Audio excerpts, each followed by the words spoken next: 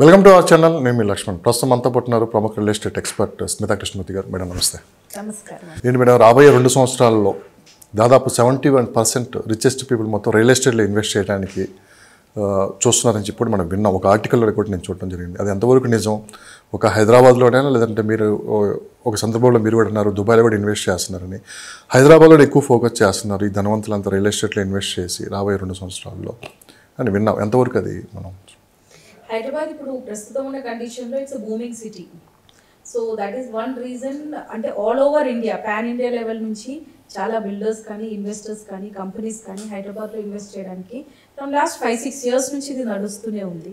And ఇప్పుడున్న సిచ్యువేషన్లో if you take the metro cities, అది ఢిల్లీ ఉండొచ్చు, పూణే ఉండొచ్చు, ముంబై ఉండొచ్చు, బెంగళూరు ఉండొచ్చు, ప్రైసెస్ ఆర్ వెరీ హై.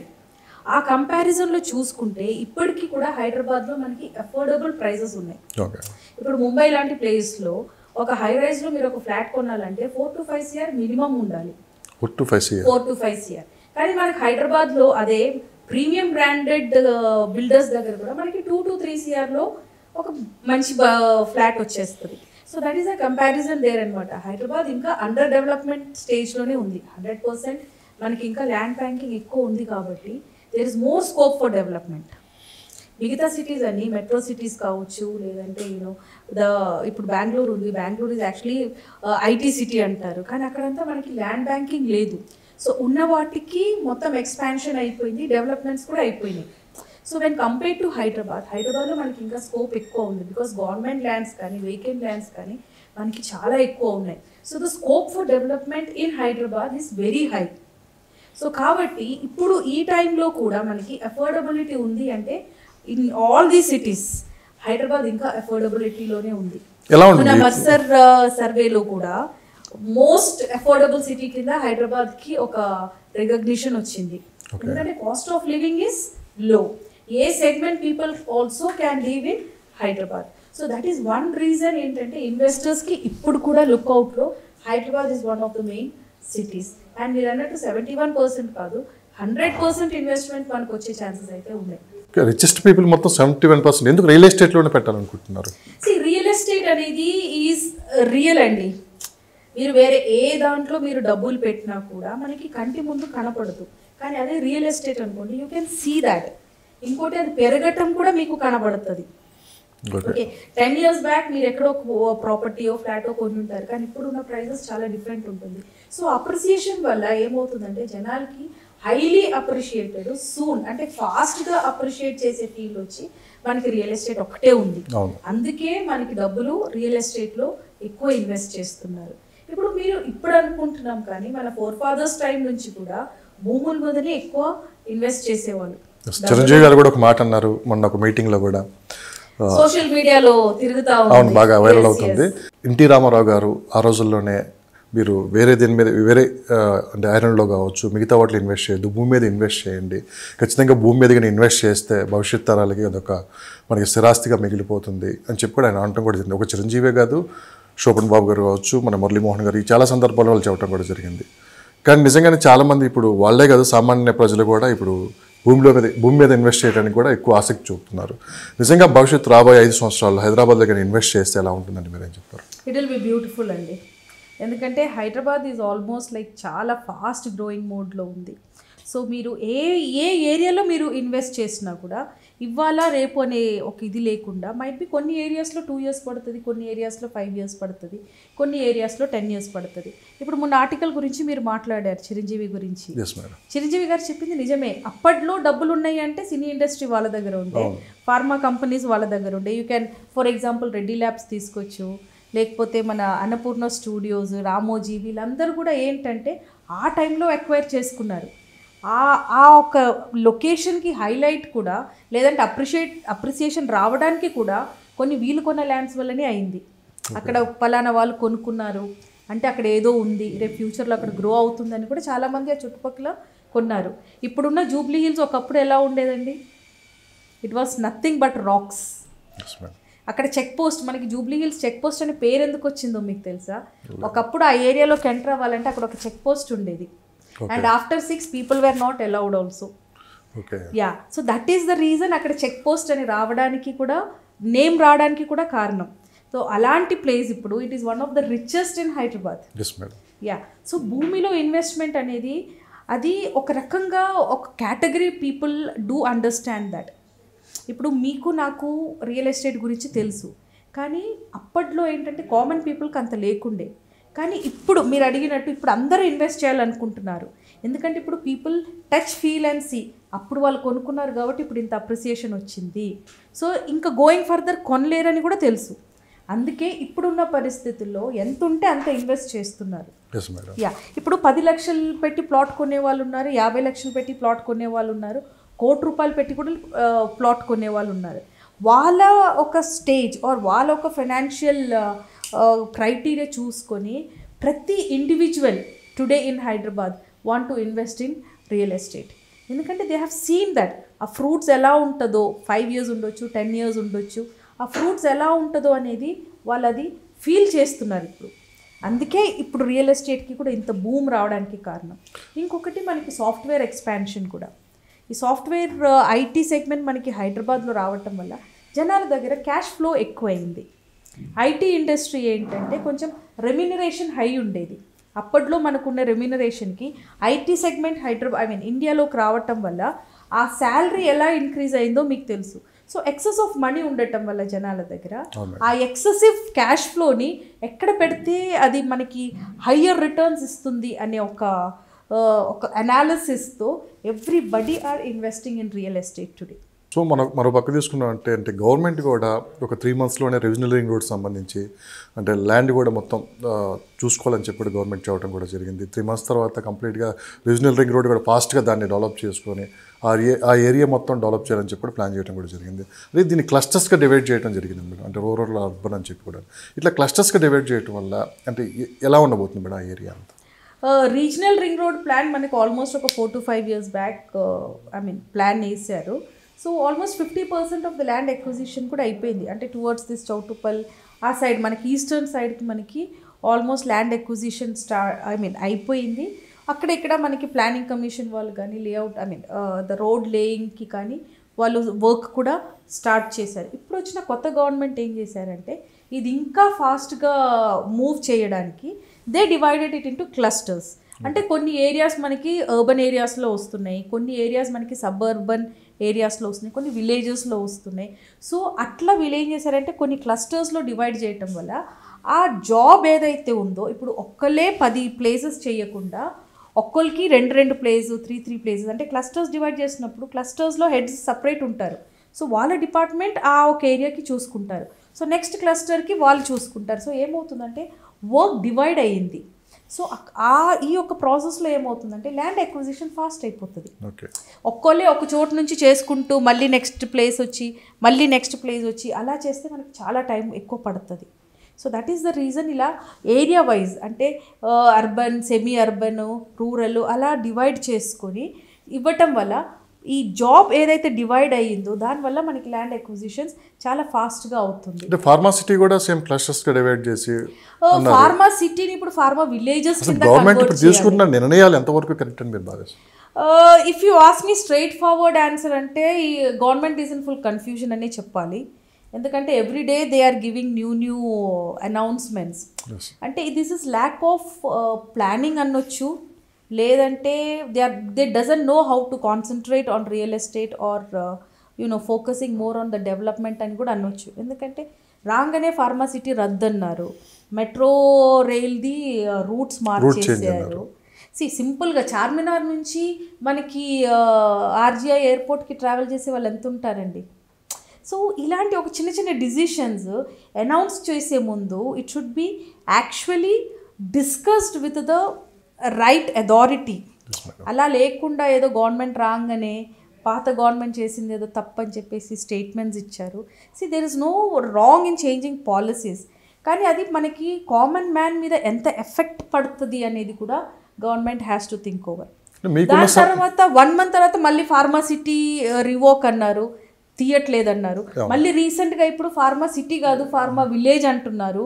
చాలా ప్లేసెస్లో డివైడ్ చేశారు, కొన్ని ఏరియాస్లో ఇంత ఉంటుంది, కొన్ని కాకపోతే మనకి ఫార్మాసిటీ కోసం ఆల్రెడీ అక్కడ అంత ల్యాండ్ అక్విజిషన్ అయిపోయింది. ఎంతోమంది ఆ ఫార్మాసిటీని బేస్ చేసి అక్కడ ఇన్వెస్ట్ చేశారు.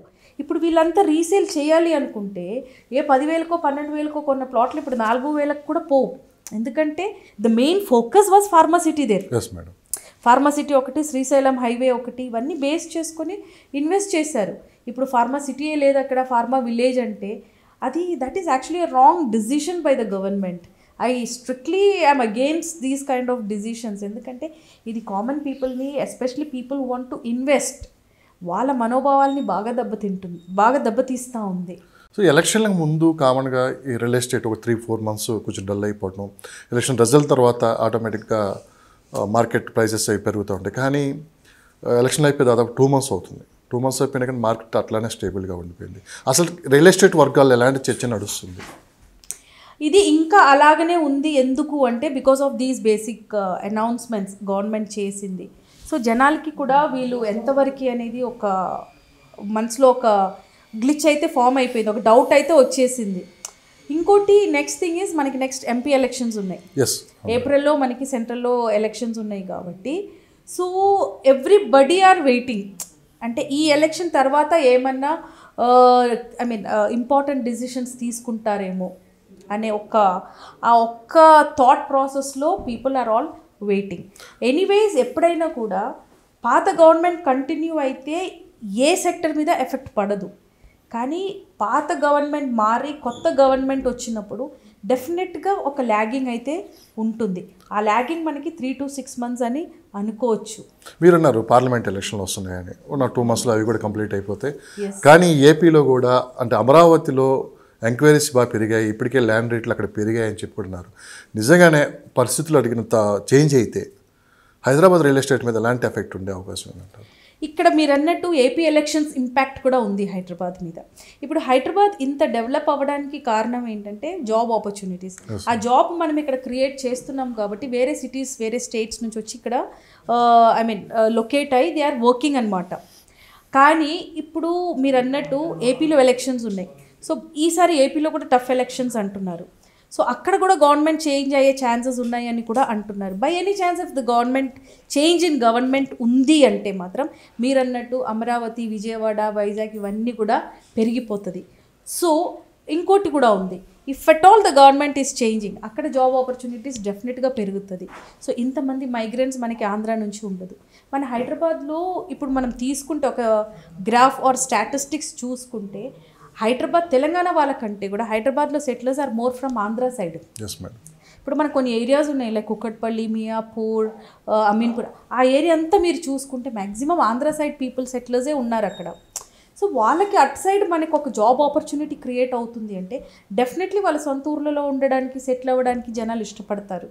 ఎందుకంటే వాళ్ళ పేరెంట్స్ కానీ రిలేటివ్స్ కానీ అక్కడే ఉంటారు కాబట్టి. సో ఈ ఎలక్షన్స్ ఎఫెక్ట్ కూడా మనకి హైదరాబాద్ మీద చాలా ఎక్కువ ఉంటుంది. ఇంకోటి ఒకవేళ గవర్నమెంట్ చేంజే ఉందనుకోండి అక్కడ maximum investments that is going to come to Hyderabad అక్కడికి షిఫ్ట్ అయిపోతుంది.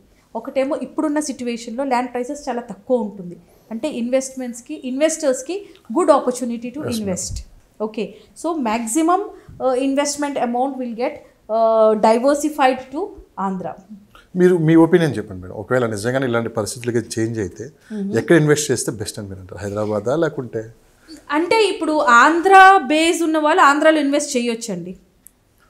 ఆంధ్రాలో డెఫినెట్గా ఇన్వెస్ట్ చేసుకోవచ్చు, ఎందుకంటే అక్కడ కూడా మంచి అప్రిసియేషన్ వస్తుంది. This time it is going to be a tough election for Andhra also. మనం తెలంగాణలో ఏదైతే టఫ్ పోటీ ఈసారి ఫేస్ చేసామో అంతే టఫ్ పోటీ ఆంధ్రాలో కూడా ఉండబోతుంది. సో డెఫినెట్లీ 50% ఇప్పటికే జనాలు చేంజ్ ఇన్ గవర్నమెంట్ అని అంటున్నారు. ఒకవేళ టీడీపీ వస్తే మాత్రం డెఫినెట్లీ మంచి మంచి ఆపర్చునిటీస్ ఆంధ్ర వాళ్ళకి ఉంటుంది. సో ఆంధ్ర సెటిలర్స్ ఉన్నారు హైదరాబాద్లో, వాళ్ళు ఇన్వెస్ట్ చేయాలి అనుకుంటున్నారు అంటే హై అప్రిసియేషన్ రావాలి అంటే ఆంధ్రాలో ఇన్వెస్ట్ చేయాలి. ఎందుకంటే హైదరాబాద్లో ఆల్రెడీ ప్రైసెస్ అన్ని పీక్లోకి వెళ్ళిపోయినాయి. సో ఆ ఒక కంపారిజన్తో చూసుకుంటే ఇప్పుడు ఆంధ్ర సైడ్లో వాళ్ళు ఇన్వెస్ట్ చేయగలిగితే మాత్రం ఒక 5 to 6 years ఆర్ 5 to 10 yearsలో మంచి అప్రిసియేషన్ అయితే వస్తుంది. ఎస్పెషలీ ప్లేసెస్ లైక్ అమరావతి కానీ, విజయవాడ కానీ, వైజాగ్ కానీ, అలాంటి places which is actually commercial hub.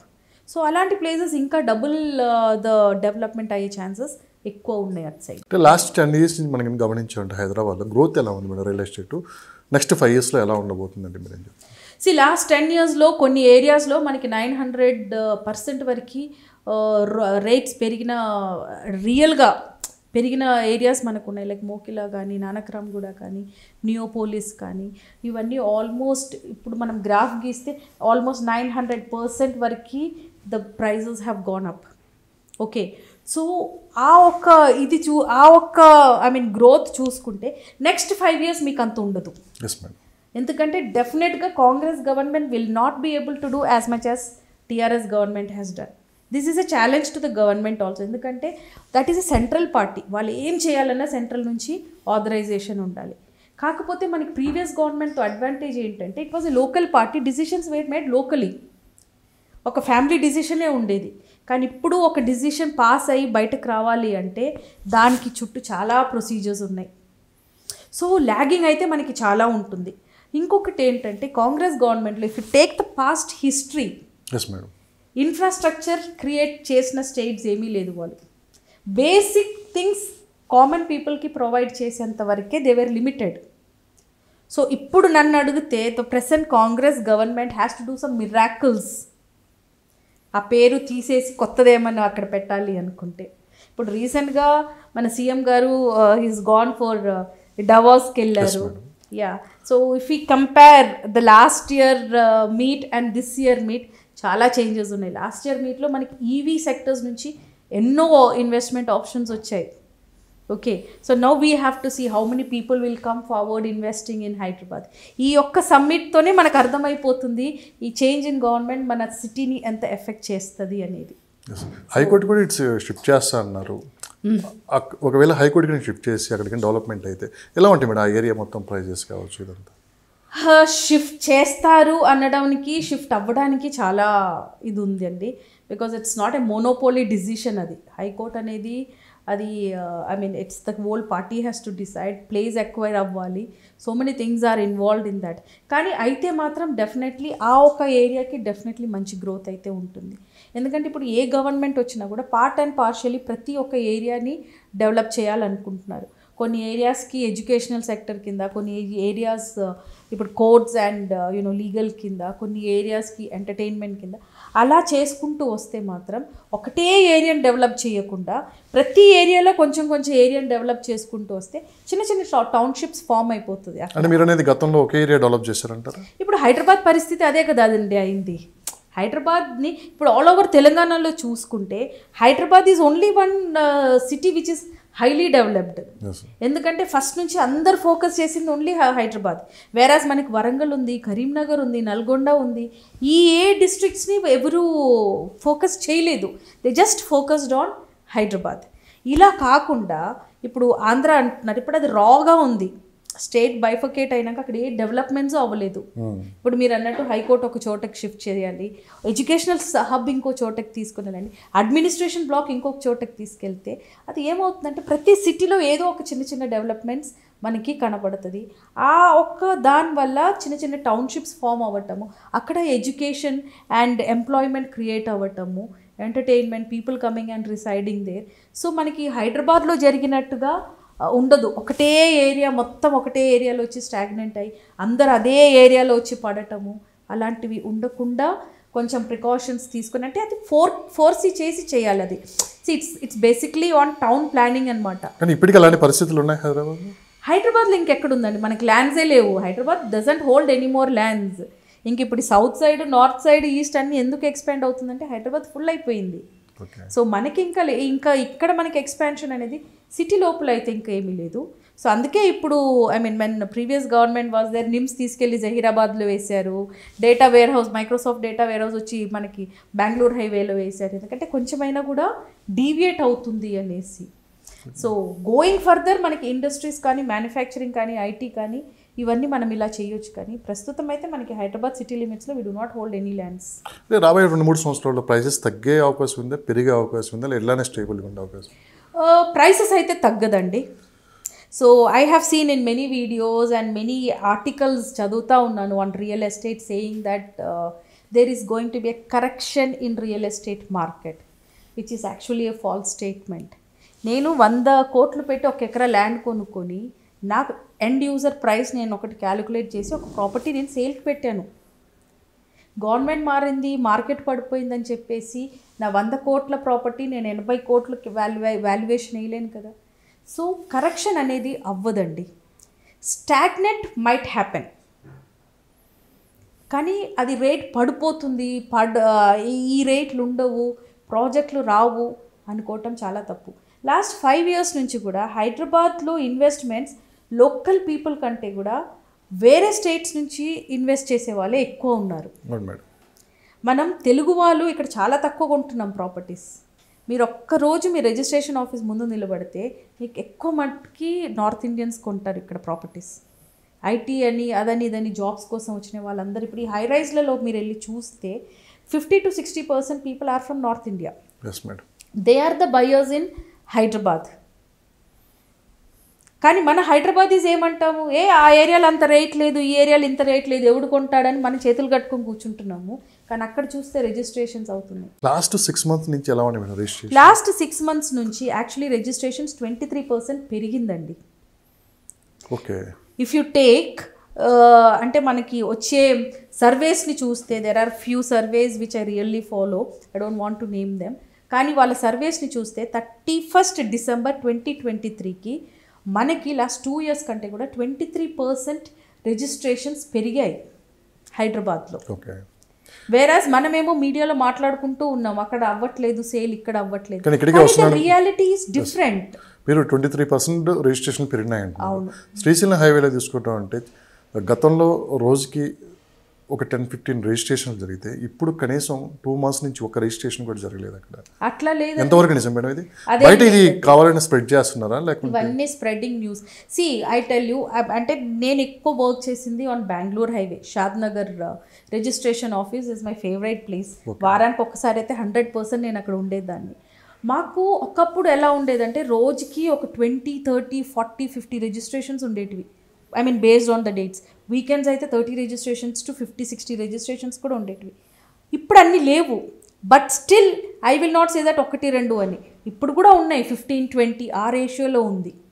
అవసరం ఉన్న వాళ్ళు కొంటూనే ఉన్నారు, అవసరం ఉన్న వాళ్ళు అమ్ముతూనే ఉన్నారు. ఓకే. ఈ సోషల్ మీడియాలో కావచ్చు, ఇలా ఇంటర్వ్యూలు కావచ్చు చూసి మీరు ఇన్వెస్ట్ చేయండి అని మీరు చెప్తూ ఉంటారు. సో లొకేషన్స్తో ఫర్ ఎగ్జాంపుల్ మీరు అన్నట్లు బెంగళూరు హైవే కావచ్చు, శ్రీశైలం హైవే, చాలామంది ఏంటంటే వీళ్ళు ఇన్వెస్ట్ చేయమంటున్నారు, తర్వాత చూస్తే అక్కడ ఇంతవరకు ఎటువంటి చేంజెస్ కనపడలేదని చెప్పి కొంతమంది కామెంట్స్ రూపంలో రాస్తూ ఉంటారు. చేంజెస్ అవ్వట్లేదు కానీ ప్రైసెస్ తక్కువ ఉన్నాయని అడగండి. వాళ్ళు తీసుకునే ప్రైస్ కంటే కూడా తక్కువలో ఎవరైనా అమ్ముతున్నారో అడగండి. ఓకే. సింపుల్ క్వశ్చన్ అండి. నేను 10 రూపాయలు పెట్టి ఐమ్ బయింగ్ సంథింగ్ టుడే, దానివల్ల నాకు యూస్ ఉందా లేదా అని పక్కన పెడితే after 2 years or 1 year if I'm going to buy the same product from the market నాకు ఆ 10 రూపాయలకు దొరుకుతుందా? లేదు, దొరకదు. సింపుల్ లాజిక్ అది. దాని ప్రైస్ మారింటుంది, దాని వాల్యూ మారింటుంది. అది ఏ రకంగా మనకి యూస్ అవుతుందో అనేది ఓన్లీ టైం కెన్ డిసైడ్. ఇప్పుడు మొన్న చిరంజీవి గారిది ఆర్టికల్ వచ్చారు. ఆయన అప్పట్లో 100 రూపాయలకో 2 రూపాయలకో కొన్ని, ఐ మీన్ 200కో కొన్ని ఉంటారు. కానీ ఇప్పుడు అది కోట్లలో ఉన్నాయి. ఓకే. సో ఆ టైంలో తను ఇక్కడ ఏమీ లేదు, అది అవ్వదు అని పక్కనోడు చెప్పింది, ఎదురింటోడు చెప్పింది విని కూర్చుంటే అది అవ్వదు. సర్టెన్ డిసిషన్స్ మనమే తీసుకోవాలి. And when it comes to investment రకంగా ఐ ఆల్వేస్ టెల్ పీపుల్, మీరు ఒక స్టాటిస్టిక్స్ని ఫాలో అవ్వాలి. అంతేగాని పక్కనోడు, ఎదురింట్లో వాడు, లేదంటే వీళ్ళు చెప్పింది కాకుండా you should have a statistics on your own. ఇప్పుడు మీరు అంటున్నారు శ్రీశైలం హైవేలో గ్రోత్ లేదు అని. నేను శ్రీశైలం హైవేలో ప్రాపర్టీస్ చూసినప్పుడు 3,000 to 4,000 రేంజెస్లో ఉండే. కానీ ఇప్పుడు ఆ ప్రైజెస్ ఎక్కడైనా ఉన్నాయా? లేదు. ఇప్పుడు తుక్కుగూడనే తీసుకోండి. తుక్కుగూడకు ఒకప్పుడు ఏమంత పెద్ద డిమాండ్ లేకుండే. ఎయిర్పోర్ట్ వచ్చేంత వరకు it was also like vacant. కానీ ఇప్పుడు కోట్లలో అయినాయి. అక్కడ విల్లాస్ అమ్ముతున్నారు 20 CRకి. So from where is this value coming? If really there is no మార్కెటే అనుకోండి, మీరు అన్నట్టు మార్కెట్ లేదు, మార్కెట్ పడిపోయింది, 1 year నుంచి మార్కెట్ లేదే అనుకోండి, then why is the prices not coming down? Yes madam. So కొత్త లొకేషన్స్ హైదరాబాద్లో అంటే ఎక్కడ ఇంకా బాగా డెవలప్ అవుతున్నాయి అంటే మీరు ఏం చెప్తారు మేడం? సో ఇప్పుడున్న లొకేషన్స్ కాకుండా అంటే ఇప్పుడు చూసే పీపుల్ ఎటువైపు చూస్తున్నారు ఇంకా కొత్తగా? మీరు అన్నట్టు వరంగల్ హైవే కావచ్చు, రీసెంట్గా గవర్నమెంట్ మారిన తర్వాత విజయవాడ వైపు కూడా ఎక్కువ ఇన్వెస్ట్ చేయడానికి చూస్తున్నారు, అటువైపు కూడా డెవలప్ చేద్దామని ప్లానింగ్లో ఉన్నదని చెప్పి కూడా వింటున్నాం. ఎంతవరకు అది నిజం అంటే? See coming to Hyderabad, Telangana వరకు మీరు చూస్తే what I would like to tell is ORR to RRR. ఇప్పుడు ఏదైతే RRR వస్తుందో ఈ మధ్యలో ఇప్పుడు ప్రైసెస్ చాలా తక్కువ ఉన్నాయి. If you have money, buy and block it. అది 5 years కాకపోవచ్చు, 10 years అవ్వచ్చు. But if you have money, ORR నుంచి RRR మధ్యలో ఎక్కడ దొరికినా కూడా ఇన్వెస్ట్ చేయొచ్చు. That is advisable. Only one thing what you have to be careful is buy in approved layouts. సిటీలో లగ్జరీ ప్రాజెక్టులు కూడా ఎక్కువ డిమాండ్ పెరుగుతుంది అన్నారు. ఎస్. ఏ లొకేషన్స్లో ఈ డిమాండ్ ఉంది మేడం? మనకి మ్యాక్సిమం వెస్టర్న్ సైడ్ ఉందండి. వెస్ట్ సైడ్ ఆఫ్ హైదరాబాద్ మనకి చాలా లగ్జూరియస్ ప్రాజెక్ట్స్ ఉన్నాయి. అది దానికి రీజన్ కూడా ఈ చుట్టుపక్కల మనకి ఐటీ హబ్ చాలా డెవలప్ అయింది. సో హై అండ్ ఎంప్లాయీస్ అంతా ఇదే ఏరియాలో ఉంటారు. సో వాళ్ళకని మనకి చాలా హై అండ్ లగ్జూరియస్ ప్రాజెక్ట్స్ కడుతున్నారు. Okay, people are saying that ఇప్పుడు నిజం చెప్తే అన్నీ అంటే ఇప్పుడు నానక్రామ్ కూడా ఓఆర్ఆర్ చూసారనుకోండి మీరు, కోకాపేట్, న్యూపోలిస్ ఆ ఏరియాస్లో pre launch price, standard price అది 10,000 SFT. ఓకే, అంటే that is a luxurious segment. అది ఇప్పుడు కూడా సేల్ అవుతుంది. ఎందుకు అంటే there is lot of demand for these projects. Prestige group is coming up with huge projects. ఇప్పుడు మనకి గచ్చిబౌలి మెయిన్ రోడ్ మీద రాఘవ ఈరీజ్ అని ఉంది. ఓకే, పెద్ద అడ్వర్టైజ్మెంట్స్ లేవు, కానీ అక్కడ వెళ్ళి చూస్తే maximum 70 to 75% property sold out.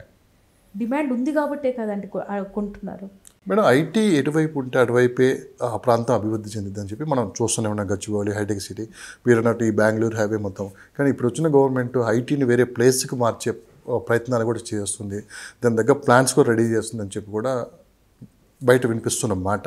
అది ఎంతవరకు కరెక్ట్ అని భావించవచ్చు? నిజంగానే ఐటీ గిన సో వేరే ప్లేస్కి షిఫ్ట్ చేస్తే ఎలా ఉంటుంది మేడం? అది మనకి హైటెక్ సిటీ ఎవరు కట్టారు సార్? ఇప్పుడు నో ఎవరు కట్టారు హైటెక్ సిటీ? చంద్రబాబు నాయుడు గారు ఉన్నప్పుడు. అవునా? అక్కడి నుంచి ఇంతవరకు మనం ఆ ఐటీ సెగ్మెంట్లో ఈ western side of Hyderabad growth చూసాము. ఎన్ని ఇయర్స్ పట్టిందండి మనకు అది?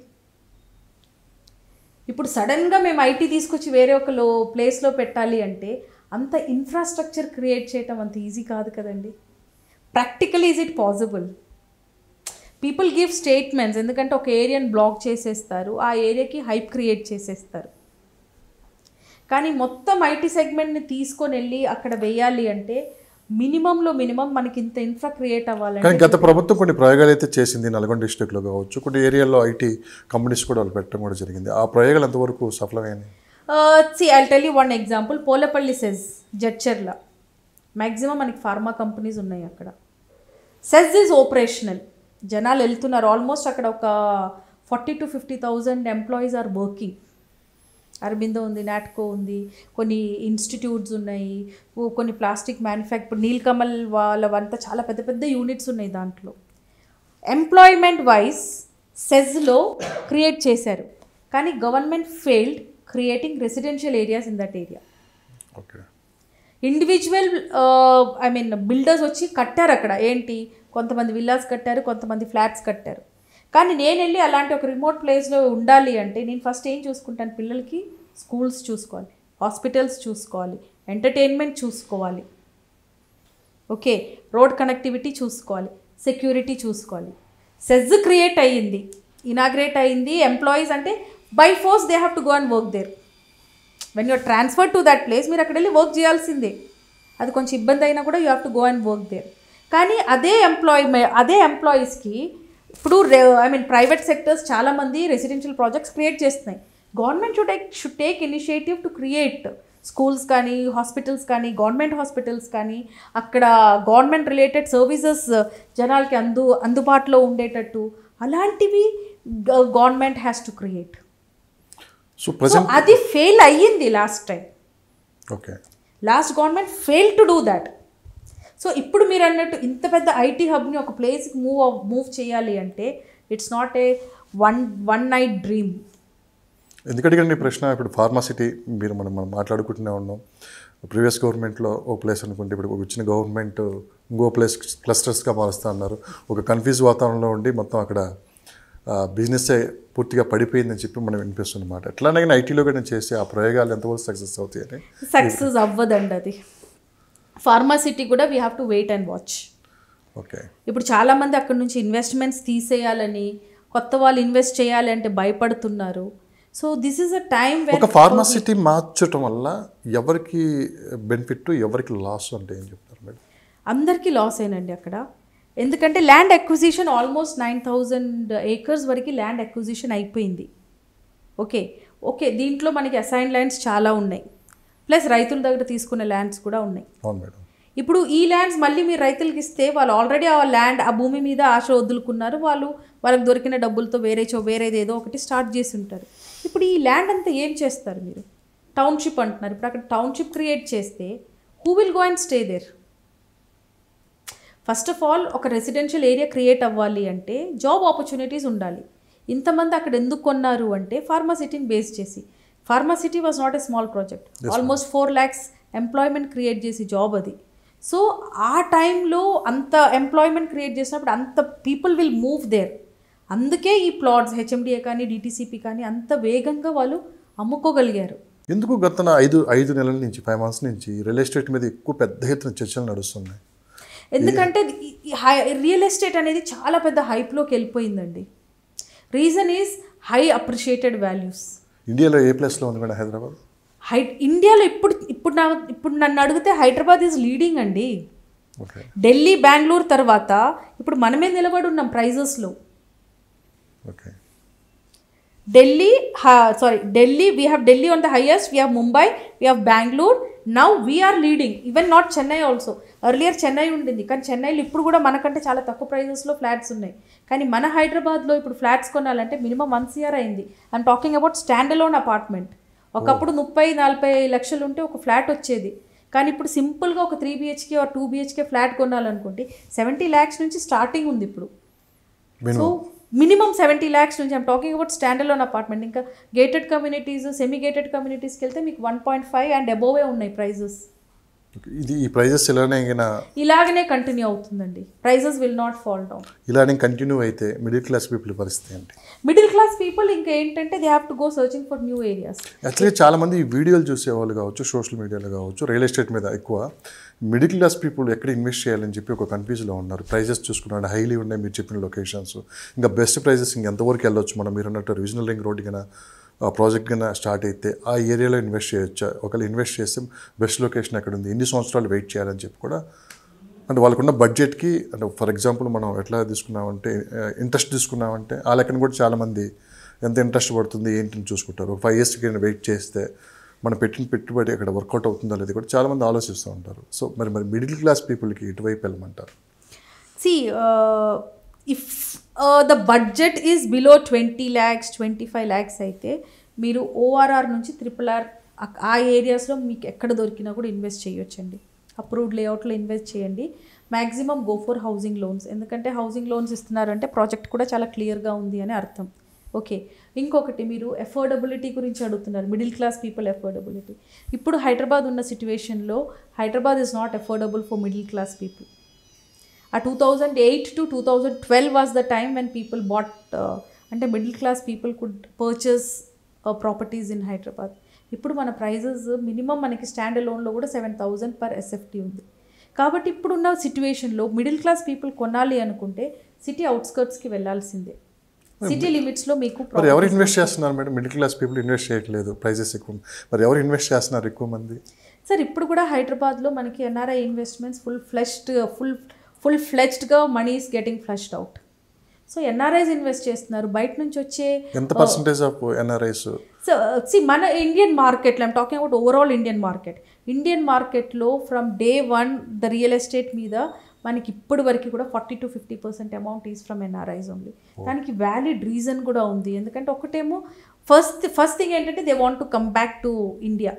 వెళ్ళిన వాళ్ళు అంటే ఇప్పుడు మీరు వెళ్తారు, మీరు అక్కడ వెళ్ళి సెటిల్ అయ్యి మీరు పెళ్లి చేసుకుంటారు, పిల్లలు పుడతారు. పిల్లలకి రావటం ఇష్టం ఉండకపోవచ్చు, కానీ మీకు you want to come back to India. So మీరు రావాలనుకున్నప్పుడు మీకు ఒక ప్లేస్ ఉండాలి ఉండడానికి. సో ఆ ఒక్క మెంటాలిటీతో first people started buying. So అది ఎస్పెషల్లీ హైదరాబాద్ ఏ ప్లేస్లో ఉంది అంటే మీరు అన్నట్టు రిటర్న్ రావాలనుకుంటున్నారు. ఇండియాలో చాలామంది రకరకాల ప్లేసెస్ ఉన్నాయి, ముంబై ఉంది, ఢిల్లీ ఉంది, అన్ని చోట్ల. హైదరాబాద్ వైపు ఎంతమంది చూస్తున్నారండి? Sir almost 40 to 50%. I challenge and tell you that through out India. ఎందుకు అంటే one of the safest place to stay in India, all over India is Hyderabad. Safest అంటే మీరు ఏ విధంగా క్యాలిక్యులేషన్? ఎవ్రీవేర్, సెక్యూరిటీ వైజ్ కానీ ఫైనాన్షియల్ వైజ్ కానీ ఏ రకంగా చూస్తే కూడా one of the safest place for a common man to live is Telangana. అందులో మన హైదరాబాద్.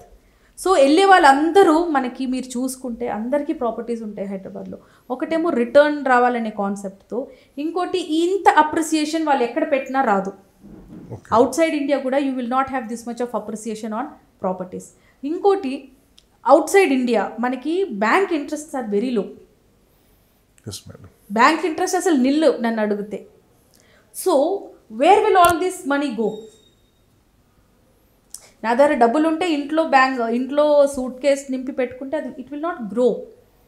అక్కడ ఆ ప్లేసెస్లో ఏంటంటే వాళ్ళు బ్యాంక్లో వేసినా కూడా ఇట్ విల్ నాట్ గ్రో, ఎందుకంటే వాళ్ళకి మనం ఇచ్చేంత రేట్ ఆఫ్ ఇంట్రెస్ట్ వాళ్ళకి లేదు. So the money will definitely come back to their own states. ఇంకోటి ఎన్ని వార్స్ జరుగుతున్నాయి all over the world, but India is safe. The safest place all over the వరల్డ్లో ఏషియన్ కంట్రీస్లో కంపేర్ చేసుకుంటే India is one of though safest place to live. అందులో మనకి NRIs చూసుకుంటే maximum people who go abroad and work, Kerala ఒకటి, తమిళనాడు ఒకటి, మన Andhra Telangana states, చాలామంది NRIs are from these cities. Last 6 months నుంచి ఎంక్వైరీస్ ఎలా ఉన్నాయి ఎన్ఆర్ఐస్? ఎన్ఆర్ఐ ఎంక్వైరీస్ కాన్స్టెంట్గా ఉన్నాయండి. NRIs investment will never step back. అది అసలు లాస్ట్ 20 years నుంచి మీరు రియల్ ఎస్టేట్లో ఉన్నారు. గతంలో మీరు ఎన్ని ఎంక్వైరీస్ వస్తూ ఉంటాయి, ఎక్కడ ఇన్వెస్ట్ చేయాలి చాలా మంది అడుగుంటారు. కానీ గతంతో పోల్చుకుంటే ఇప్పుడు చాలా మార్పులు ఇక్కడైతే కనపడుతూ ఉన్నాయి. రీసెంట్గా ఎలా ఉంది మేడం ప్రజెంట్ ఈ ఎంక్వైరీ? ఎన్ఆర్ఐ మార్కెట్ డౌన్ అవ్వలేదండి. వాళ్ళ ఇన్వెస్ట్మెంట్ ఈజ్ స్టేబుల్. ఎందుకంటే వాళ్ళకి పొలిటికల్ ఇంబ్యాలెన్సెస్లో వాళ్ళకి 5 లక్షలు 6 లక్షలు 4 లక్షలు పెద్ద తేడా రాదు. వాళ్ళకి ఏంటంటే they need to push the funds from their end. So they look for properties here and they invest in properties here. NRIs maximum invest చేసేది is in the western side of Hyderabad. మనకు అది Mumbai highway అవ్వచ్చు, even the south side of Hyderabad కూడా ఉండొచ్చు. ఇంకోటి మోకిలా కొల్లూరు ఏరియాస్లో ఇప్పుడు వచ్చే విల్లా ప్రాజెక్ట్స్ కానీ కొత్త అపార్ట్మెంట్స్లో మీరు ఎక్కడ చూసినా కూడా ఎన్ఆర్ఐ ఇన్వెస్ట్మెంట్ ప్లాట్స్ ఎక్కువ ఉంటాయి. ఫ్లాట్స్ కానీ ప్లాట్స్లో కానీ you will have NRI properties maximum. ఈ ఫార్మ్ ల్యాండ్స్ కూడా ఎంక్వైరీస్ బాగున్నాయని చెప్పి ఫార్మ్ ల్యాండ్స్ వాళ్ళు కొనలేరండి, ఎందుకంటే అగ్రికల్చరల్ ల్యాండ్స్ ఎన్ఆర్ఐస్ పేరు మీద రిజిస్టర్ అవ్వవు. So they have to register it on their family names. అంటే వాళ్ళ పేరెంట్స్ కానీ వాళ్ళ brothers sisters whoever are settled in India వాళ్ళ పేర్ల మీద చేసుకోవాలి. ఎన్ఆర్ఐస్ పేరు మీద అగ్రికల్చరల్ ల్యాండ్స్ రిజిస్టర్ అవ్వవు. అసలు ఆ మార్కెట్ ఎలా ఉంది madam? Farm land is good అండి. Farm land concept is good. చాలా ఎంక్వైరీస్ అయితే వస్తున్నాయి, కానీ ఇప్పుడున్న పరిస్థితిలో ఫార్మ్ ల్యాండ్స్ ఏది ఎగ్జిక్యూట్ అవ్వట్లేదు. అందరు శ్రీగంధం చెట్లని ఆ చెట్లని ఈ చెట్లని ప్రామిస్ చేస్తున్నారు. నేను అక్కడికే వస్తున్నాను మేడం. ఎప్పటి నుంచో మిమ్మల్ని ఈ ఇంటర్వ్యూలు అడుగుదాం అనుకుంటున్నాను. ఏంటి ఈ శ్రీగంధం చెట్లు, టేకు చెట్లు అని చెప్పి రకరకాలుగా ఈ ఫామ్ ల్యాండ్స్ అని చెప్పి వాళ్ళ ఆధీనంలో అవి పెంచుతా అని చెప్పి కూడా అంటున్నారు. చాలామంది మోసపోతున్నారు. అందరూ మోసపోయారు ఫామ్ ల్యాండ్స్లో ఇన్వెస్ట్ చేసిన వాళ్ళు. 5 years బ్యాక్ ఫామ్ ల్యాండ్స్ కొన్నారు. కానీ ఇప్పటికైనా చాలామంది తెలుసుకోవాలని ఒక ప్రయత్నం చేస్తున్నారు. అసలు అక్కడ ఇన్వెస్ట్ చేయొచ్చా లేదా, ఇది ఎంతవరకు వాళ్ళు చెప్పింది నిజం, వాళ్ళు చెప్పినట్టు 10 years 15 years దాకా వెయిట్ చేసి ఓకేనా పెట్టిన డబ్బులన్నీ వెళ్ళిపోయి అలాంటి పరిస్థితులు ఇంకా నడుస్తున్నాయి మేడం. లో ఎండ్ మార్కెట్లో ఇంకా ఫామ్ ల్యాండ్స్ జరుగుతున్నాయండి. ఎందుకంటే 121 square yards అట్లా అమ్ముతున్నారు 5 లక్షలు 3 లక్షలకి. ఆ మార్కెట్ ఉంది. కానీ if it come to the other segment, అంటే ప్రీమియం సెగ్మెంట్లో ఎవరైనా ఫామ్ ల్యాండ్ కొనాలనుకుంటే బ్రాండెడ్ కంపెనీస్ దగ్గరే కొనుక్కుంటున్నారు. కొన్ని 100% కంప్లీట్ అయిన ఫామ్ ల్యాండ్ ప్రాజెక్ట్స్ కూడా ఉన్నాయి, which is under like 1 crore 70 lakhs 80 lakhs బడ్జెట్లో. వాళ్ళంతా హయ్యర్ సెగ్మెంట్ ప్రీమియం సెగ్మెంట్ ప్రాజెక్ట్సే కొంటారు. కానీ తెలుగులో ఒక సామెత ఉంది మేడం, అంటే చెట్టు పేరు చెప్పి కాయలు అమ్ముతున్నట్లు చెట్లు పేరు చెప్పి భూములు అమ్మేస్తున్నారు. అవును, అది నిజమేనా? అది నిజమండి. కానీ ఆ చెట్లు actually it is not useful. ఇప్పుడు వీళ్ళు కొట్టేసి శ్రీగంధం పెట్టే భూములంతా ఒకప్పుడు మంచిగా పంటలు ఇచ్చేటివి. తెలిసి మరి ఎందుకు ఇన్వెస్ట్ చేస్తున్నారు వీళ్ళంతా? అంటే వాళ్ళకి మళ్ళీ ఆ ప్రైజెస్లో ల్యాండ్స్ దొరకవని ఒక పెద్ద టెన్షన్. కానీ ఇన్ ఫ్యూచర్ ఇదే కంటిన్యూ అవుతే food is going to B biggest challenge అని ఎవరికి అర్థం కావట్లేదు. ఇప్పుడు ఈ ఫామ్ ల్యాండ్స్ అంతా అగ్రికల్చరల్ ల్యాండ్స్ అండి. లేఅవుట్స్ కింద వచ్చేటివి అప్రూవల్ దొరికే ల్యాండ్స్ అన్ని డిటీసీపీ కానీ హెచ్ఎండిఏ లేఅవుట్లో వేసేస్తున్నారు. ఇప్పుడు ఈ అప్రూవల్ లేనివి అన్నీ తీసుకొచ్చి ఫామ్ ల్యాండ్స్ చేస్తున్నారు. ఇదంతా ఒకప్పుడు మనకి మంచిగా జామకాయ తోటలు, మామిడికాయ తోటలు, వర్రి, మనం శ్రీశైలం హైవేలో చూస్తే అంత వరి బాగా పండుతుంది, జామకాయ, సీతాఫలము ఇవన్నీ ఎంత బాగా వస్తాయి. కానీ ఇప్పుడు అవన్నీ చూస్తే లేఅవుట్స్ ఉన్నాయి.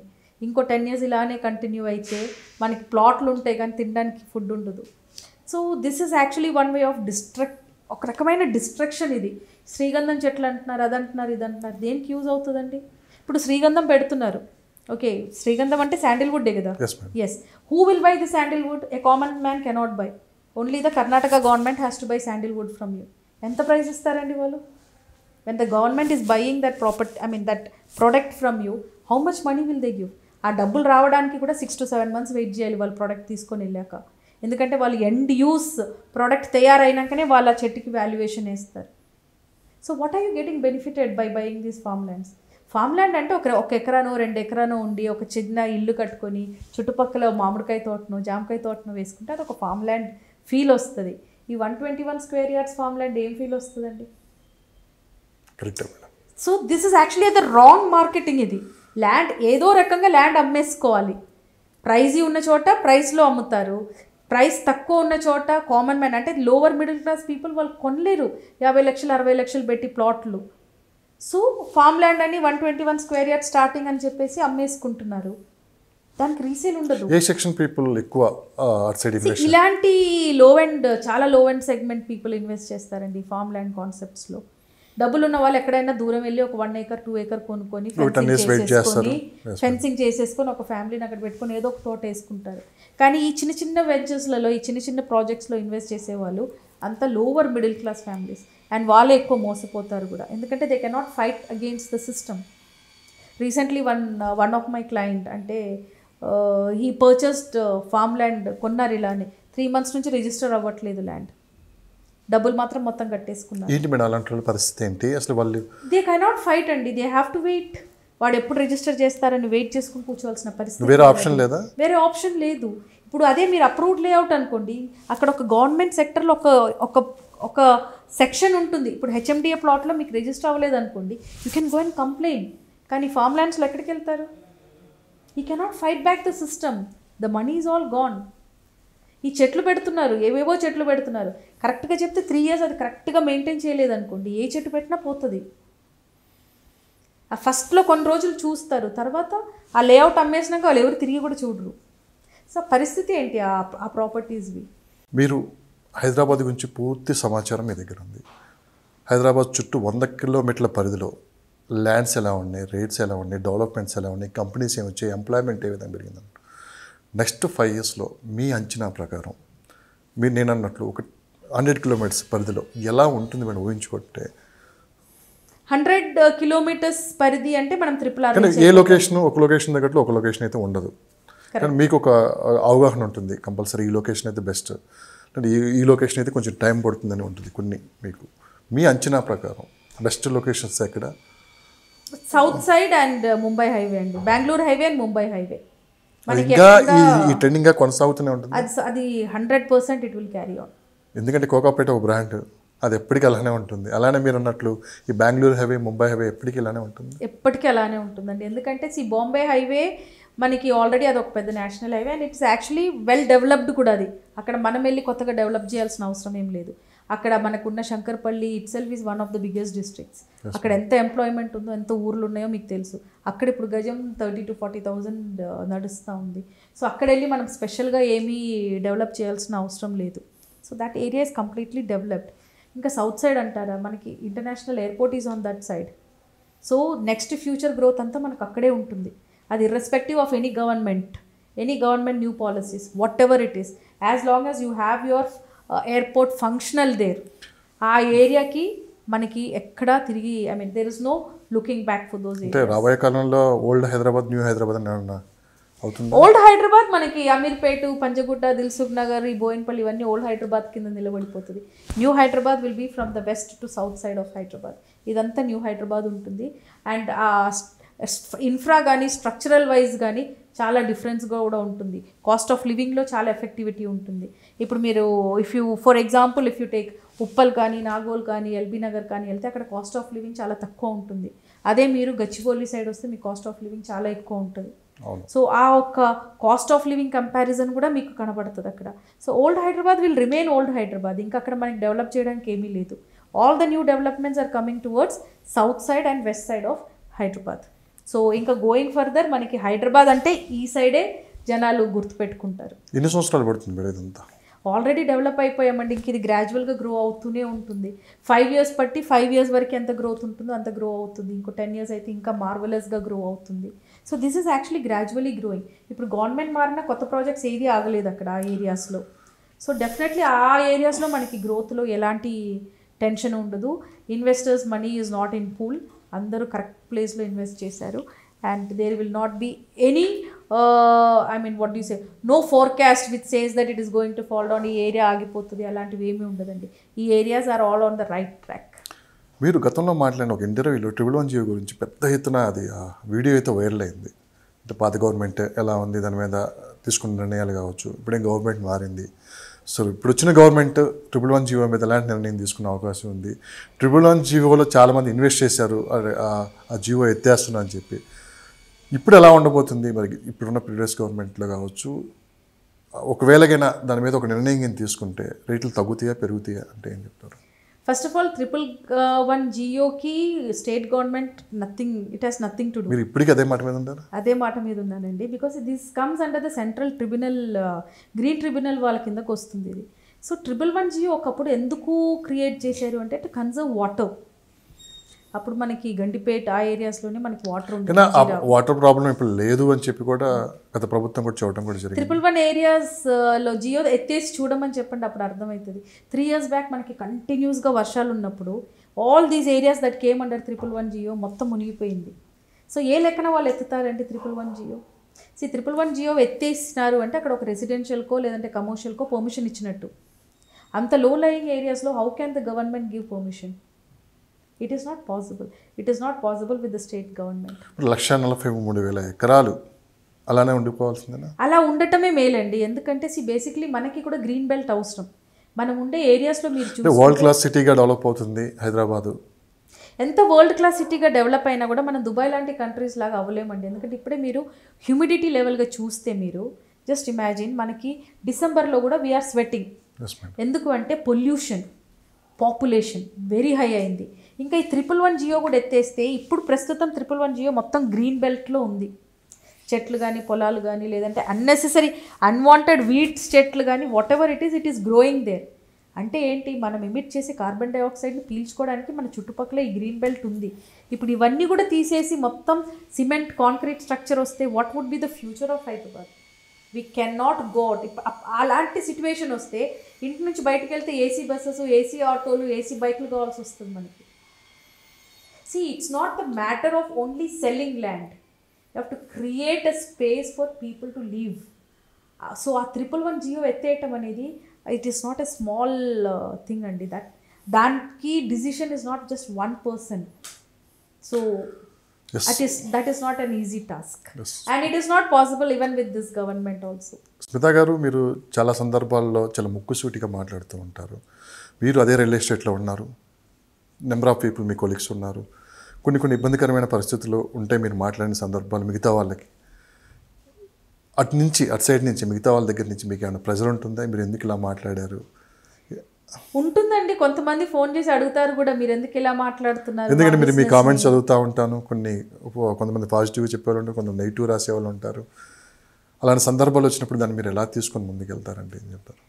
నెగిటివ్ కమెంట్స్ కూడా అవసరమే కదా. We have to learn. మన తప్పుల నుంచే మనం నేర్చుకుంటాం. If I get a comment which is related to the content I spoke, if there is anything that is spoken wrong, నేను డెఫినెట్లీ దాన్ని రెఫర్ చేసుకుంటాను. మీరు చెప్పిన ప్రతి మాట కొన్ని లక్షల మందిని ప్రభావితం చేస్తుంది. ఇన్వెస్టర్స్ కావచ్చు, కొత్తగా ఇన్వెస్ట్ చేయాలనుకునే వాళ్ళు కావచ్చు, కొంతమంది ఇబ్బందికరమైన పరిస్థితులు కూడా ఉంటాయి. ఇప్పుడు మీరు 111 జియో కావచ్చు, కొన్ని ఏరియాలో కొనమంటారు, కొన్ని ఏరియాలో వద్దని చెప్తారు. అలా సో ఇలాంటివి జరుగుతూనే ఉంటాయి. ఉంటుందండి. This is a part and parcel of our life. And నేను ఒక ఇంటర్వ్యూలో కూడా చెప్పాను, ఒకసారి నన్ను బెదిరించి కూడా కాల్ చేశారు మీరు, ఎందుకంటే ప్రీ లాంచ్లో కొనొద్దని చెప్పాను కాబట్టి. ప్రీ లాంచ్ ప్రాపర్టీస్ కొనొద్దన్నందుకు నాకు ఒక కాల్ బెదిరించి కూడా వచ్చారు. ఐ సెడ్ మీరు నా I told him only one thing, I send you my office location, మీరు మా ఆఫీస్కి రండి, convince me, why should I buy your product. ఏంటి ఆ ధైర్యం అంటే? నిజం చెప్తానండి అంతే. Sell with the facts.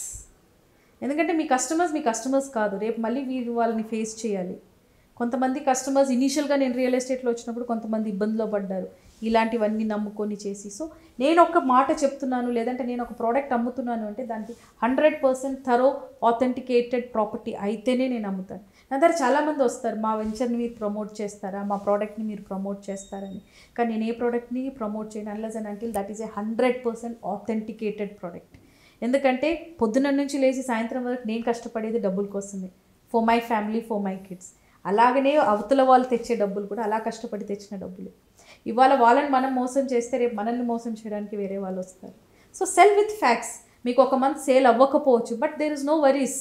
రాత్రి పడుకున్నప్పుడు గుండె మీద చేతులు పట్టుకొని గట్టిగా పడుకోవాలి. That is only one concept I have. Real ఎస్టేట్లోకి వచ్చిన తర్వాత నేర్చుకున్నారు అయితే అంతా, లేకుంటే ఫస్ట్ నుంచి అంతేనండి. ఎవరు మీ గురువు గారు ఎవరంటే? My father. Same real estate ఉన్నారా? లేదండి, హీఈస్ ఇంటూ బిజినెస్. ఇప్పుడు రిటైర్ అయ్యారు. మేడం ఈ ఫీల్డ్లో మీరు సాటిస్ఫాక్షన్ ఉన్నారా? ఏంటండి? ఈ ఫీల్డ్లో ఏ ఫీల్డ్లోనైనా సాటిస్ఫాక్షన్గా ఉంటేనే మనం గ్రో అవుతాము. సో నేను ఈ స్టేజ్కి వచ్చాను అంటే డెఫినెట్లీ ఐఎమ్ సాటిస్ఫైడ్. అసలు ఈ ఫీల్డ్లో చాలా మంది ఫెయిల్యూర్ అవుతూ ఉంటారు మేడం. 80% ఫెయిల్ అవుతారు. ఆ ఫెయిల్యూర్ కారణాలు కూడా ఎత్తుక్కోరు చాలామంది. అందుకు నేను అడిగాను, ఇందులో మీరు హ్యాపీగా ఉన్నారా? డెఫినెట్లీ ఐఎమ్ 100% హ్యాపీ అండి. ఎందుకంటే యాజ్ ఐ టోల్డ్ యూ, ఒక ప్రోడక్ట్ కానీ మనం ఒక ఫీల్డ్ని ఎంచుకున్నప్పుడు దాంట్లో ఎస్, నో, రైట్, రాంగ్ అన్నీ ఉంటుంది. మీరు ఏది ఎంచుకుంటారు అనే దాన్ని బట్టి మీ సక్సెస్ ఉంటుంది. మీరు అన్నారు చాలామంది ఫెయిల్ అవుతారని. కొంతమంది ఇన్స్టెంట్ డబ్బుల కోసం వాళ్ళకి ఏది వస్తే అది చేసేస్తారు. సో వాళ్ళకి ఎలా ఉంటుందంటే 1 year 6 months వాళ్ళ ప్రొఫెషన్లో ఉంటారు. కానీ తర్వాత వాళ్ళు ఎందుకు ఉండరు అంటే వాళ్ళు చేసిన తప్పుల వల్లనే వాళ్ళు ఉండరు. వాళ్ళు కొనిపించిన కస్టమర్స్ ప్రెషర్ వాళ్ళు తట్టుకోలేరు. ఇప్పుడు ఒక రాంగ్ ప్రోడక్టే మీరు అమ్ముకున్నారు. ఇప్పుడు ప్రీ లాంచే అనుకోండి, మీరు అమ్మారు, వాళ్ళు అక్కడ కట్టలేదు. దట్ కస్టమర్ కంపెనీకి వెళ్ళాడు, ఫస్ట్ మీ దగ్గరకు వస్తారు, మీరు చెప్తే నేను పెట్టాను డబ్బులు అనేసి. వాళ్ళ సైడ్ నుంచి వాళ్ళు ఏం చేసినా వాళ్ళు ఆలోచించరు. కానీ మీ త్రూ పెట్టారని మీకు ఆ ప్రెషర్ పడుతుంది. సో మీకు ఆ సాటిస్ఫాక్షన్ లెవెల్స్ ఉండదు, మీరు ఈ ప్రెషర్స్ తీసుకోలేరు. సో మీరు ఆ 6 months ఆర్ 1 year ఆర్ 2 yearsలో మీరు ఆ ప్రొఫెషన్నే క్విట్ అయ్యి వెళ్తారు. Completely you will quit, you will say I quit. అదే మీరు అమ్మే ముందే మీరు దాంట్లో ఆథెంటికేషన్ ఎంతవరకు ఉంది, ఆ ప్రోడక్ట్ ఎలాంటిది, ఆ బిల్డర్స్ ఎలాంటి వాళ్ళ బ్యాక్గ్రౌండ్ ఏంటి, సరైన ఇన్ఫర్మేషన్ లేకుండా తప్పు చేస్తున్నారు వీళ్ళంతా. కరెక్ట్ ఇన్ఫర్మేషన్ లేకుండా చేస్తున్నారు. కరెక్ట్. ఇంకోటి ఏంటంటే ఈ యూట్యూబ్ ఛానల్స్ ఇవన్నీ ఇప్పుడు వచ్చినాయండి. లాస్ట్ 1 year నుంచి ఇంత పాపులర్ అయింది. దానికి ముందు ఇది లేదు. సో పీపుల్ కూడా ఏంటి, ఒక ఆఫీస్కి వెళ్తారు, ఆ ఆఫీస్లో మొత్తం ఆ లైటింగ్, వాళ్ళకి ఇచ్చే హాస్పిటాలిటీని నమ్మేసి అబ్బా ఈయన ఎంత మంచోడు అని చెప్పేసి నమ్మేసి పెట్టేస్తారు. ఇప్పుడు హెచ్ఎండిఏ, ఈ రేరా, ఇవన్నీ యాక్చువల్లీ రేరా అంతా హెచ్ఎండిఏ 2008లో వచ్చింది, రేరా 2017-18 నుంచి ఉంది. కానీ ఇది పబ్లిక్ వరకు రీచ్ అవ్వడానికి ఇట్ టుక్ టైం. బికాజ్ ఇంత యూట్యూబ్ కానీ ఇంత సోషల్ మీడియా ప్రచారం కానీ అప్పట్లో లేకుండే. సో పీపుల్ కూడా హాఫ్ నాలెడ్జ్తో వెళ్ళి దీంట్లో అన్నీ పడ్డారనమాట. సో దాని కాన్సిక్వెన్సెసే ఇప్పుడు రియల్ ఎస్టేట్లో ఇంత పెద్ద స్కామ్స్ నడిచేది. కానీ ఇప్పుడు మీరు నోటీస్ చేసుకుంటే చాలామంది actually if you look at Hyderabad real estate market, అసలు మనకి ఏజెంట్స్ సేల్సే లేదు ఇప్పుడు ప్రెసెంట్లో. ఇప్పుడు పాత రకంగా ఒక ఏజెంట్ ఒక ప్రోడక్ట్ని తీసుకొచ్చి అమ్మే సేల్స్ 20 to 25% మాత్రమే ఉంది. ఇప్పుడు అంతా కార్పొరేట్ సేల్స్ అయిపోయింది. కార్పొరేట్ సేల్స్ అంటే దర్ ఇస్ అన్ ఆథెంటికేషన్. నేను ఒక బ్రాండ్, నా దగ్గర రేరా ఉంది, this is my bank account, మీరు డైరెక్ట్ నా కార్పొరేట్ అకౌంట్కే కొట్టండి. సో అక్కడ ఒక క్లారిటీ వచ్చేసింది రియల్ ఎస్టేట్లో. రేరా కావచ్చు, లేకుంటే ధరణిలో కావచ్చు, ఏమైనా మార్పులు చేర్పులు జరిగే అవకాశం? రేరా ఈజ్ పర్ఫెక్ట్ అండి. ధరణిలో కొన్ని మార్పులు జరగాలి. I think the new government is taking complete initiative for that. So ధరణిలో మార్పులు రావాలి and it is going to happen also. భవిష్యత్తు ఒక హైదరాబాద్ అయినా మేడం, చుట్టుపక్కల ఉన్న వరంగల్ కావచ్చు. Warangal is also good place అండి. వరంగల్, కీసరా ఆ ఏరియాస్ అంతా మనకి భువనగిరి, కీసరా భువనగిరి అంతవరకు మనకి మంచి ప్రైజెస్ ఆల్రెడీ ఉంది. ఓకే. అండ్ ఇంకోటి హ్యూజ్ బ్యూటిఫుల్ రోడ్స్ అనమాట. సో వరంగల్ వరకు మనకి డెఫినెట్గా మార్కెట్ ఉంటుంది. ప్రెసెంట్ మార్కెట్ ఎలా ఉంది madam Warangal highway? It's running అండి. మధ్యలో కొంచెం hyped market actually because of that temple, Yadagirigutta టెంపుల్ని హైప్ చేసి కొంచెం ఆ ఏరియాని ఎక్కువ ఫోకస్ చేయించారు. బట్ ఫ్యూచర్లో అయితే మనకి ఆ ఏరియాకి గ్రోత్ డెఫినెట్గా ఉంది. ఎందుకంటే ఇప్పుడున్న ప్రెసెంట్ సిచ్యువేషన్లో కొంచెం తక్కువ ప్రైజెస్లో ఏమైనా ఉందంటే ఆ ఏరియాస్లో ఉన్నాయి. సో ఇన్వెస్ట్ చేసి వాళ్ళు అక్కడ ఇన్వెస్ట్ చేసి ఒక 10 years వదిలే కెపాసిటీ ఉంది అంటే, హోల్డింగ్ కెపాసిటీ ఉంది అంటే definitely you can invest in that areas. బాగానే అంటే if anything happens to Hyderabad, next మనకి ఆపర్చునిటీలో ఉండేది అదే హైవే అనమాట, వరంగల్ హైవే. సో అది that is the you can say I mean తెలంగాణకి ఇంకొక సెకండ్ క్యాపిటల్ వస్తే కూడా ఇట్ క్యాన్ బి వరంగల్, ఎందుకంటే అది మంచిగా డెవలప్ అయ్యింది ఆ ఏరియా బాగా. So Warangal is a good place, you can invest. Next parliament election అయిపోయే వరకు పరిస్థితి ఇలానే ఉంటుందా? ఇలానే ఉంటుందండి, ఏమి చేంజెస్ రావు. ఎవరు అంటే చిన్న చిన్న వాళ్ళు ఇన్వెస్ట్ చేస్తారు కానీ హ్యూజ్ ఇన్వెస్ట్మెంట్స్ అయితే రావు హైదరాబాద్కి. ఈ ఎంపీ ఎలక్షన్స్ అయ్యేంత వరకు ఎవ్రీబడి వెయిట్ అండ్ వాచ్. మీరు గమనించిన దాన్ని బట్టి ఎలా ఉంది మేడం పరిస్థితి? స్టాగ్నెంట్ ఉందండి మార్కెట్. ఓ 10 అమ్మే చోట 1-2 అమ్ముతున్నారు, ఎందుకంటే అంత పడిపోయింది, తగ్గిపోయిందండి మార్కెట్ మొత్తానికి. స్టాగ్నెంట్ అయిపోయింది. మ్యాక్సిమం రియల్ ఎస్టేట్ కంపెనీస్లో ఎవరు లేరు ఇప్పుడు, అందరు హ్యాపీగా కాఫీలు తాక్కుని చిట్ చాట్ చేసుకొని సినిమాలకు వెళ్తున్నారు తప్ప real estate market is really down. And this will continue till your MP elections. Unless and అంటే ఇప్పుడు నాకు ఎమర్జెన్సీగా డబ్బులు వచ్చినాయి, నేను ఒక ఫ్లాట్ కొనుక్కోవాలి, లేదంటే లాస్ట్ 6 months నుంచి నేను ఎంక్వైరీ చేస్తూనే ఉన్నాను ఇన్వెస్ట్ చేసుకోవాలనుకునే వాళ్ళు తప్ప పెద్ద హడావిడి అయితే లేదు. Okay, so it is slow. 1 or 2 months ఇంకా ఇలానే ఉంటుంది, 1 or 2 months ఇలానే ఉంటుంది. మనకి ఎంపీ ఎలక్షన్స్ అయ్యేంత వరకు ఇలానే ఉంటుంది. ఇంకోటి మనకి ఏపీ మీద ఒక ఐ మీన్ క్లారిటీ వచ్చేంత వరకు కొంచెం ఇలానే ఉంటుందండి మార్కెట్. ఏదైనా రాబోయే కాలంలో ఈ ఎలక్షన్ బట్టే వచ్చే రిజల్ట్ని బట్టే పరిస్థితులన్నీ డెఫినెట్లీ ఇప్పుడున్న సిచ్యువేషన్లో పొలిటికల్ ఐ మీన్ డిసిషన్స్ చాలా ఇంపార్టెంట్ ఆన్ రియల్ ఎస్టేట్. ఒకప్పుడు అంత లేకుండే కానీ ఇప్పుడు చాలా ఉంది. యాక్చువల్గా మనం ఒక 20 years నుంచి గమనించామంటే పొలిటికల్ లీడర్స్కి ల్యాండ్స్ ఎక్కడుంటే ఆ ప్రాంతం డెవలప్ చేస్తారు, ఆ ప్రాంతంలో రేట్లు పెరుగుతాయన్నారు.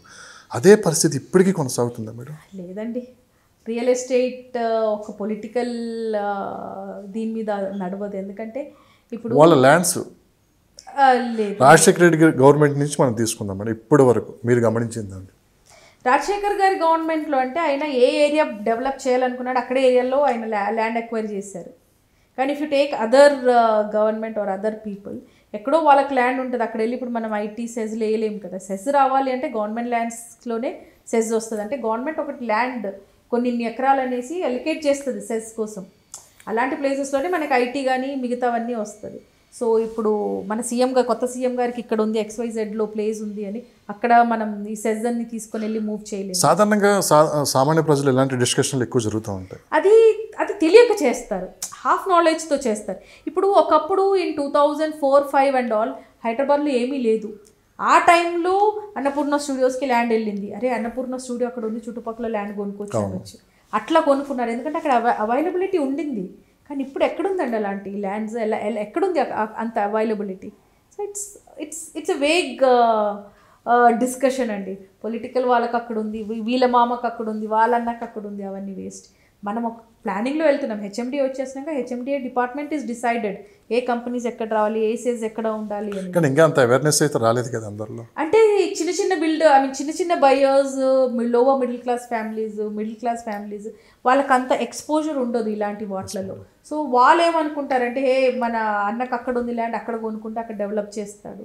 అవన్నీ 5 years మ్యాటర్ అండి. ఒక ప్లానింగ్, మనకి హెచ్ఎండిఏ ఉంది, అది ఒక ప్లానింగ్లో వెళ్తుంది. దాన్ని ఫాలో చేసుకొని కొనుక్కున్నారనుకుంటే రేపు ఫ్యూచర్లో వాళ్ళు కొనే ల్యాండ్కి కూడా అప్రిసియేషన్ వస్తుంది. ఎందుకంటే HMDA has a precise planning. ఇక్కడ సెజ్ వస్తుంది, ఇక్కడ ఫార్మా వస్తుంది, లేదంటే అక్కడ ORR ఉంది, ఇక్కడ RRR ఉంది అనేది. సో ప్లానింగ్తో వెళ్ళాలి. సో హైదరాబాద్లో రీసేల్ ఎలా ఉంది? రీసేల్ మార్కెట్ ఈజ్ గుడ్, ఎందుకంటే కొత్త ప్రాపర్టీస్ చాలా ప్రైజీగా ఉన్నాయి కాబట్టి resale market is good now. ఇప్పుడు మీరు ఒక ఫ్లాట్ కొనుక్కోవాలి, మీ దగ్గర బడ్జెట్ 70 lakhs ఉందనుకోండి, కొత్త ప్రాజెక్ట్లో కొనాలంటే మీకు ఆ ప్రైస్ రాదు. సో అప్పుడు అది రీసేల్ ప్రాపర్టీస్ హంటింగ్ స్టార్ట్ అవుతుంది. ఎంత పర్సెంటేజ్ ఆఫ్ అది రీసేల్ మనకి ఎప్పుడు స్టాగ్నెంట్ మార్కెట్, ఒక స్టడీ మార్కెట్ ఉంటుంది. 40% రీసేల్ ఎప్పుడు నడుస్తూనే ఉంటుంది హైదరాబాద్లో. సిటీలో మొత్తం హైదరాబాద్ కాదు మేడం, చుట్టుపక్కల బెంగళూరు ఉంది, చెన్నై ఉంది, కేరళలో కూడా ఉంది. అక్కడ ఫోకస్ చేయకుండా హైదరాబాద్లో మీరు ఫోకస్ చేయడం ఏంటి, దీనికి రీజన్?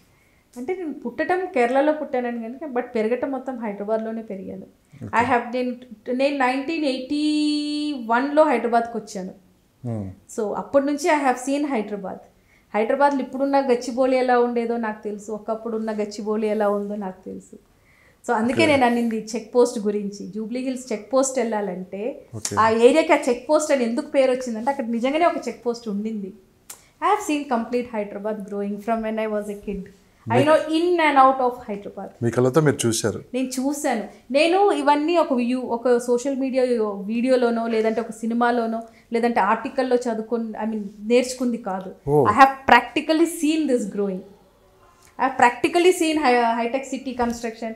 ఐ ప్రాక్టికలీ సీన్ అక్కడ మనకేంటి టీడీపీ గవర్నమెంట్ ఉన్నప్పుడు బిల్ గేట్స్ రావటము, everything. I have practically seen, touch, felt these developments in Hyderabad. So అందుకే నేను ఇంత సూటిగా కూడా మాట్లాడుతాను. వేరే రివ్యూస్ వేరే ఇవో చూసి నేను మాట్లాడను. I know how it goes. I have seen this place from last 42 years. So నాకు తెలుసు హైదరాబాద్ గురించి. నెక్స్ట్ 10 years కూడా ఎలా జరగబోతుందో కూడా మీకు We can foresee that. We can definitely foresee this. Thank you madam, thank you for available time. Thank you అండి.